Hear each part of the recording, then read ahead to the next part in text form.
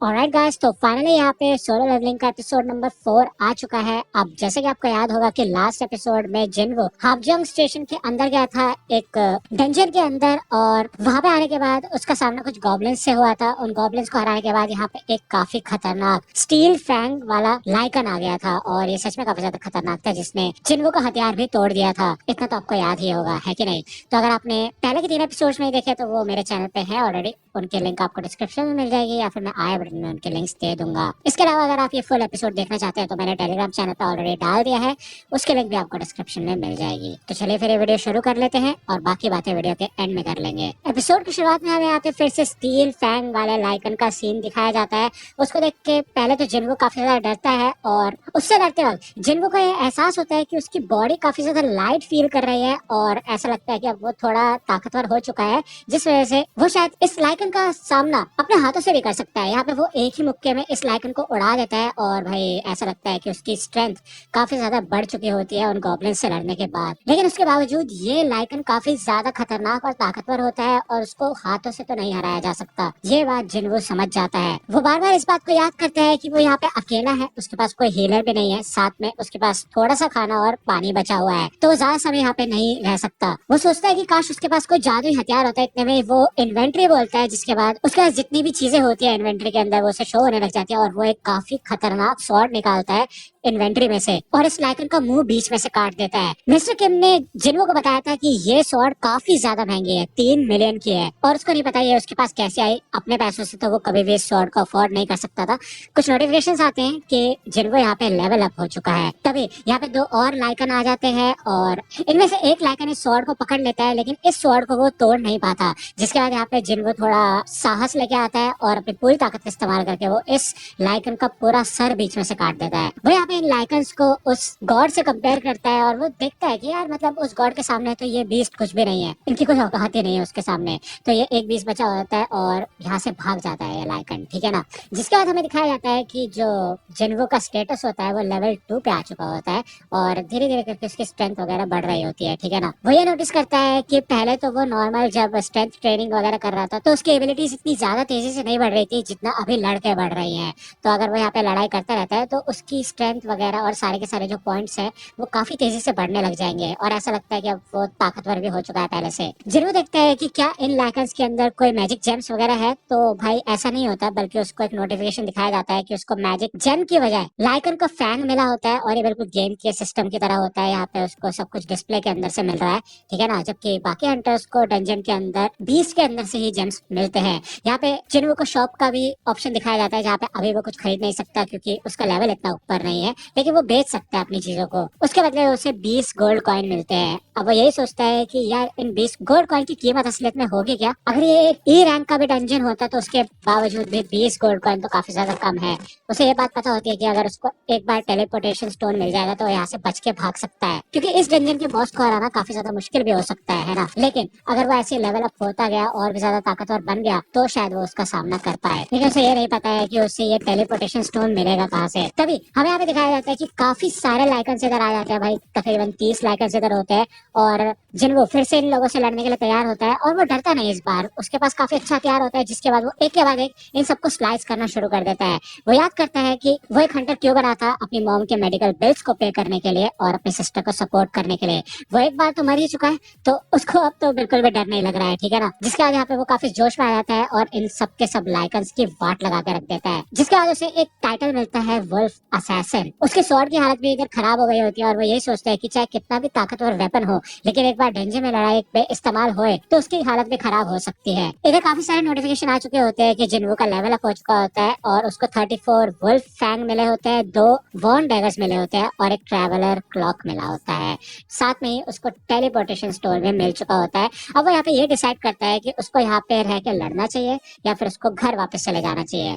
थोड़ी देर सोचने के बाद वो यही डिसाइड करता है कि वो लड़ेगा और शायद उसको इससे बेहतर मौका नहीं मिलेगा लेवल अप करने का और ज्यादा ताकतवर बनने का। ठीक है, दूसरी ओर हमें जूही का सीन दिखाया जाता है। उसको हंटर एसोसिएशन कांटेक्ट करती है और बताती है कि एक डंजन ब्रेक हो चुका है और बीस्ट ने काफी ज्यादा तबाही मचा दी है। जूही यहाँ पे अपने ऊपर इस चीज का इल्जाम लेती है क्योंकि उसने जाने से मना कर दिया था, इसी वजह से ऐसा हुआ शायद, और वो अपने ऊपर ब्लेम लेती है। भले उसको लेना नहीं चाहिए लेकिन वो लेती है। उसको बताया जाता है कि हमारे पास हीलर्स की कमी है तो प्लीज तुम यहाँ पे आ जाओ।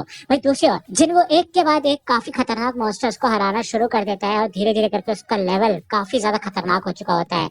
हमें बताया जाता है कि जब भी किसी बीस्ट का नाम व्हाइट कलर में लिखा होता है तो उसका मतलब ये होता है कि वो कमजोर है।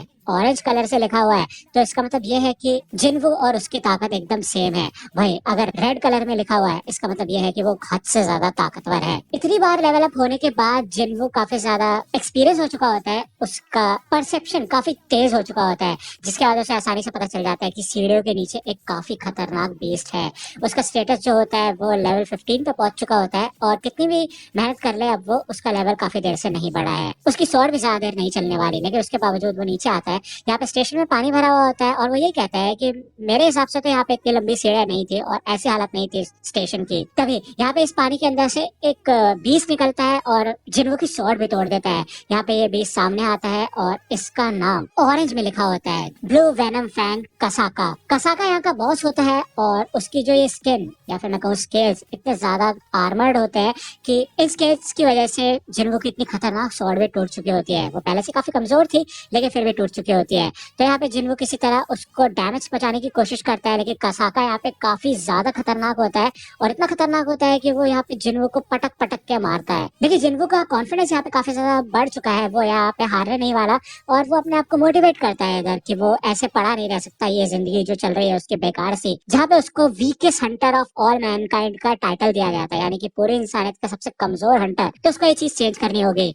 वो सॉन्ग की बात को याद करता है और सॉन्ग ने उसे बताया था कि लोग तुम्हें कमजोर कहते हैं लेकिन तुम्हें उनको गलत साबित करके दिखाना है। तुम ट्रेन करो, तुम आगे बढ़ो और भी ज्यादा ताकतवर बनो। जिसके बाद यहाँ पे फिर से जिन्वू इस बीस्ट यानी कि कसाका को उस गॉड से कंपेयर करता है और उसको पता चल जाता है कि यार फिर चाहे लोग कितने भी ज्यादा ताकतवर हो, कितने भी ज्यादा टैलेंटेड हो, लेकिन अगर उनके सामने एक बार कोई स्ट्रॉन्ग चीज आती है तो वो भी बेसहारा हो जाते हैं। तो इससे कोई फर्क नहीं पड़ता कि कौन स्ट्रॉन्ग है या फिर कौन वीक है कि नहीं, हमें बस अपना 100% देना होता है। जिसके बाद यहाँ पे जिन्वू काफी ज्यादा मोटिवेट हो जाता है और कसाका से लड़ने की कोशिश करता है। यहाँ पे उसको एक अलग सी एनलाइटमेंट फील होती है, भाई एक लाइट टाइप जलती है उसके अंदर से, ठीक है ना। और वो इस टूटे स्वॉर्ड को उछाल के कसाका का ध्यान बटा के उसके गले के ऊपर चिपक जाता है और उसको ये एहसास होता है कि जितना वो ताकतवर हो चुका है वो इतनी ताकत से अपने खुद के हाथों से इस बीस्ट का गला तोड़ सकता है, उसका आर्मर तोड़ के उसका गला घोट सकता है, ठीक है।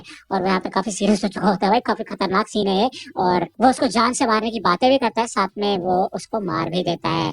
कसाका यहाँ पे फाइनली मर जाता है और जिन्वू भी काफी ज्यादा खुश होता है और वो कहता है ऐसा लगता है कि मैं थोड़ा बहुत स्ट्रॉन्ग तो हो ही गया हूँ। कसाका को हराने के बाद जिन्वू को एक काफी खतरनाक डैगर मिला होता है जो कि दांतों से नहीं बल्कि हड्डियों से बना होता है। इससे वार करने के बाद सामने वाला ओपोनेंट थोड़े समय के लिए हिल डुल नहीं सकता, पैरालाइज हो सकता है और ये डैगर सी रैंक का होता है, ठीक है ना। इसके अलावा उसको एक वेनम ग्लैंड भी मिला होता है कसाका का, जो कि ए रैंक की डिफिकल्टी का होता है और ये एक तरीके का पॉइजन होता है। यानी कि अगर जिन्वू इस पॉइजन को पीता है तो उसका फिजिकल डैमेज तो 20% तक बढ़ जाएगा, लेकिन जो उसके मसल्स है वो 35% तक खराब हो सकते हैं और हमेशा के लिए खराब रहेंगे वो, ठीक है ना।